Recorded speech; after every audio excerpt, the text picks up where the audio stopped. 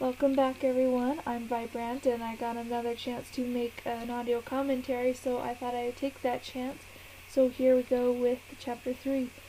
This is the title page, and even back when I drew it at the beginning of the chapter I could tell it needed a lot of work, and I've seen a lot of improvement with how I draw lately. But same kind of thing with Professor Ever's house here. I kind of just made it a box with a roof. Looking back through the chapter here, I think that chapter 3 is when I started to think it was about time I started adding backgrounds besides the background tones.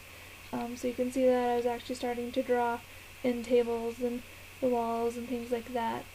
But they needed a lot of work, and so it was just something I needed to practice at, I guess, and needed to experiment, and I did that a lot with chapter 3. Well, at this point in the story, Hillary is about to capture Spyro, and then she registers as a trainer. And I don't know if any of the readers felt like this while we were going through this part, but I just felt like this part of the story just dragged. It was important, but it could have probably been condensed a little bit better. I think that that's something that all comic artists and storytellers struggle with at some point, trying to get all the information in and still make it interesting somehow. And at this point I hadn't yet figured out how to do that, and I still don't know if I can do that very well, so it's something I have to learn.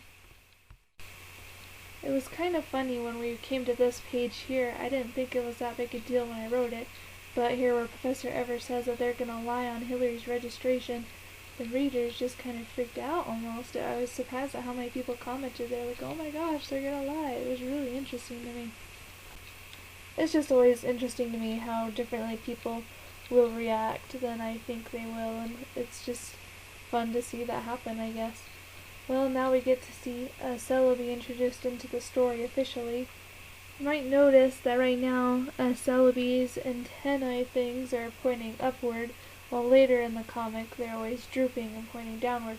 I think I just kind of forgot that they were supposed to point up, but I like them pointing down, and now I've noticed, but I still like them pointing down. While on characters changing in design, you can see that Jaws has changed a lot in the comic. In chapter 5 he gets all furry looking, and it gets a little cuter. He kind of doesn't look like a Rattata at any point in the comic, but I like his design now. Don't make fun of the way I say Rattata. I don't care if that's how you're really supposed to say it or not. That's how I say it. Anyway, another character that changes in design later is Hillary. Her hair changes a little bit in chapter 4. I kept thinking I would go back and edit all these earlier pages with her new hair, but I never did, and there's like 80 of them, and so I don't know if I'm ever going to get to it. Going back to reader reactions for a second, I was surprised at how popular that little split image of Bolts and Jaws was. People seemed to really like it. I wasn't all that impressed with it back then, and I'm still not now, but people really liked it for some reason. I get comments every now and then that Hillary's journey has been too easy, that these Pokemon are just basically throwing themselves at her wanting to be captured, and that just wasn't what I was wanting to get across, but I can see in these early chapters why people would think that. And there's actually a lot of secrets behind them and why they wanted to be captured that we'll see later on. And so that puts us at the end of another chapter and another audio commentary. I hope you have enjoyed it and that you'll join me again next time. See you then.